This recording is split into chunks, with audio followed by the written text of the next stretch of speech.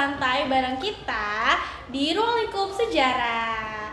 Jadi perkenalkan, aku Kira Iskandar dan akan membantu ngobrol santai kali ini tentang membahas Ruang Lingkup Sejarah.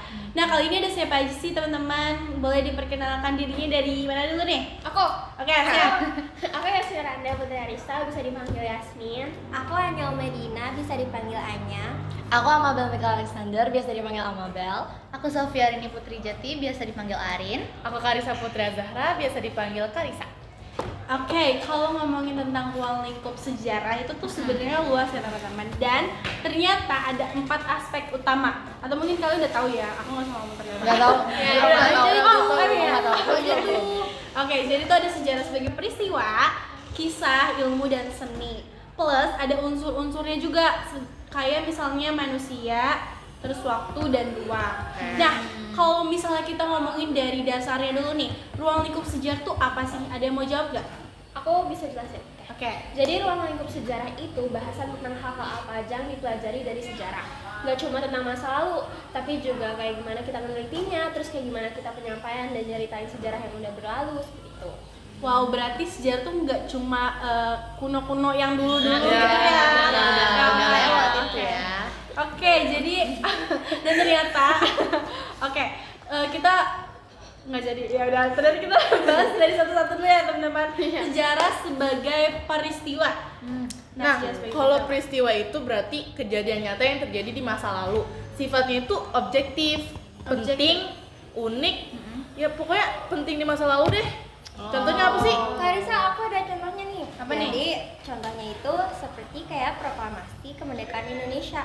Itu peristiwa nyata yang benar-benar terjadi pada tanggal 17 Agustus 1945. Oh, berarti nggak hoax ya teman-teman, kayak misalnya ada bukti ya.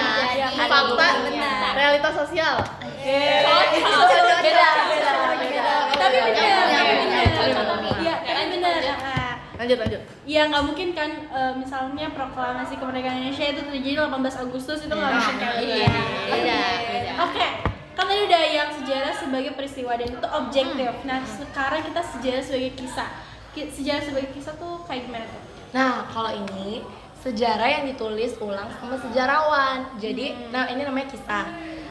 Pasti ada interpretasi subjektifnya.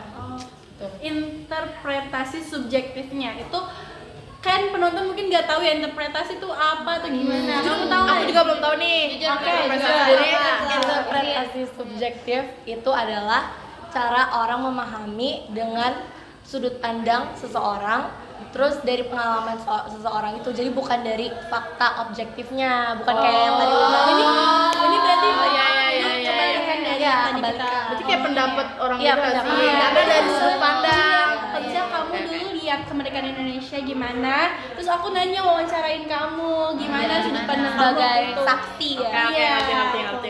Nah, makanya nih yang dikatakan Amabel, sudut pandang itu berarti sejarah berbeda-beda guys, maupun cerita berbeda-beda. Misalnya sejarah kemerdekaan yang ditulis oleh Indonesia maupun Belanda, itu dia. Karena sudut pandangnya beda. Iya, beda. beda orang. Iya, beda orang. Iya, beda orang. Tuh. Nah, yang ketiga yaitu ada sejarah sebagai ilmu. Itu kayak gimana tuh? Keempat. Oh, itu yang keempat. Oke. Oh, keempat. Emang yang keempat ya? Pernah ketiga ya? Ketiga itu ketiga. Hah? Enggak. Yang pertama tadi yang umum. Oh iya. Iya, yang tadi. Oh, iya. Oke. Sejarah sebagai ilmu tuh kayak gimana sih? Oke, aku jelasin ya. Sejarah sebagai ilmu itu secara dikaji secara ilmiah, dan metodenya itu ada beberapa, ada empiris, objektif, metodis, dan juga analitis. Wow. Oke, selanjutnya itu yang ketiga nih teman-teman, sejarah sebagai ilmu. Kan tadi kita udah sebagai peristiwa, sebagai kisah, terus sebagai ilmu. Sebagai ilmu tuh kayak gimana sih? Sejarah sebagai ilmu itu kajian secara ilmiahnya tuh kayak gimana, dan ada beberapa metodenya tuh kayak seperti empiris, terus habis itu objektif, metodis, dan juga analitis kayak gitu. Wow, berarti ada beberapa metode ya. Iya. Kan. Tapi kita nggak bakal jelasin metodenya kayak gimana kan? Enggak. Oke, enggak. Ada objeknya juga. Apa tuh? Kayak gimana? Manusia sama waktu.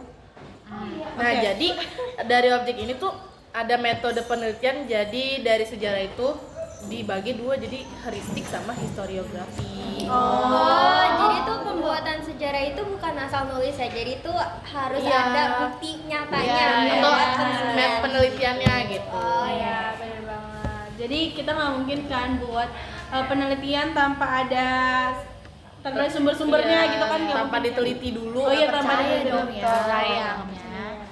Terus yang kelima, yang keempat, sorry, yang keempat itu ada sejarah sebagai seni. Sejarah sebagai seni itu kayak gimana tuh, kayak tari tradisional kah, kayak nyanyi kah, atau gimana tuh ya, budaya-budaya gitu ya? Gue tahu nih. Bude.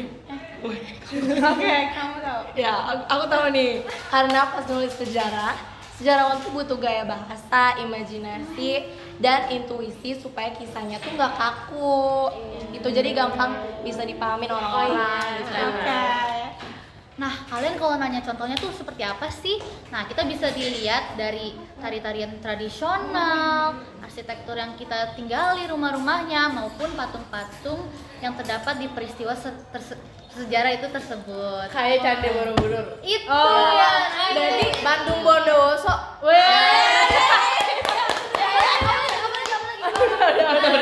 Bondowoso.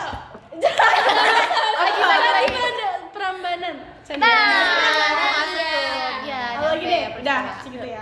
Ya pokoknya seni itu Berarti seni itu nggak bikin kita bosan, teman-teman. Ya nggak sih? Kayak tari tradisional itu kan turun temurun. Itu tuh nggak bikin kita bosan karena itu juga apa ya, menarik perhatian kita nggak sih? Iya, Bener betul-betul. banget. Apalagi buat kaum Gen Z sekarang Iya, kan kayak iya. suka males memahami kan. Jadi gaya kayak- bahasanya harus Iya, harus Iya, kayak nggak mungkin nggak kita- bisa kaku. Iya. nggak bisa kaku. Nggak mungkin kita Penting nulis gak gampang ya. Harus dimengerti. asik ya. Betul banget, nggak mungkin nulis baku-baku gitu. Yap. Lanjut. Oke, terus selanjutnya ini mungkin agak terakhir gitu, tapi ada unsur-unsur sejarah yang tadi aku udah bilang tuh yang di atas tuh yang awal. Oke, siap-siap. Iya, waktu itu kan ada 4 ya, ya kan? Nah itu 4 atau 3? Tiga. Ada 3. Tiga. Ada 3. Itu ada apa aja sih teman-teman?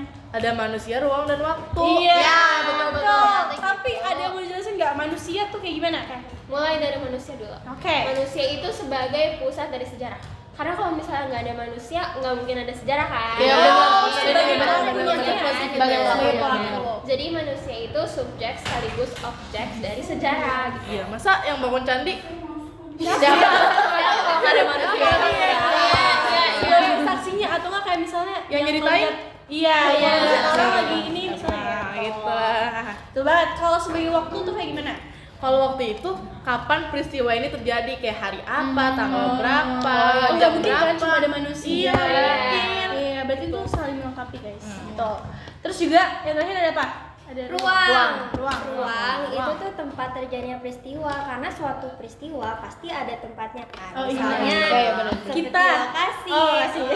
wilayah, Oh, atau iya. daerah. Oh, seperti kita teman-teman. Kita saat sekarang. ini. Kita. Kita Manusia ini ini siapa? Kita. Waktunya kapan? Jam 9 Desember, jam setengah 4. Ruangnya ruang 10. Di mana sekolah kita nih? Betul banget. Oh, ini pembahasan seru banget sampai aku nggak mau sampai habis ini kayak udah selesai sayang ya. Ya, lanjutin aja. Tapi udah Iya, udah Udah habis lama deh. Jadi rangkumannya gini teman-teman, sejarah sebagai peristiwa itu nyata ataupun objektif. Nah, sejarah sebagai kisah itu adalah narasi dari sejarawan atau sama aja kayak subjektif ya, interpretasi subjektifnya. Terus sejarah sebagai ilmu itu memakai metode ilmiah yang tadi sudah disebutkan oleh Yasmin.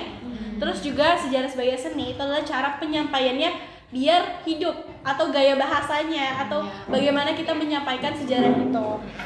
Nah, unsurnya itu adalah manusia, ruang, dan waktu. salah, manusia, waktu dan ruang. Sama aja. Sama aja. Oke, Sama aja. tapi itu saling melengkapi nggak sih teman-teman? Iya. Lengkap banget ya kalau kita bahas kayak gini. Asik juga. Iya. Jadi gampang dipahamin sih buat Betul Gen Z banget. kita. Menambah kita ini. pengetahuan juga. Iya. Iya. Iya benar banget. Iya. Dari obrolan ini tuh aku jadi tahu beberapa hal yang tadinya aku belum tahu gitu loh. Iya, benar. Jadi awalnya Kita aku nggak tahu sharing ya. interpretasi. Kita sharing. Sekarang udah tahu kan? Iya, sekarang Iya. tahu interpretasi itu apa. Anak Gen Z Oke. Gen Z itu kan sekarang jujur jarang belajar sejarah gitu ya. Oh iya, bener banget. Bahkan dulu tuh nggak seru, padahal seru banget kalau ngobrol sejarah gitu. Kan tadi yang tuh kayak takutnya bosen atau gimana gitu kan. Kalau udah nge-podcast kita mah nggak bosen ya. Iya. Oke, kalau gitu nanti nextnya kita bakal bikin podcast lagi, tapi bukan ruang lingkup sejarah ini mungkin udah kan. Apa ya tadi? Nanti apa ya? Sumber sejarah kali. Iya. Yang primer sekunder itu ya. Oh iya.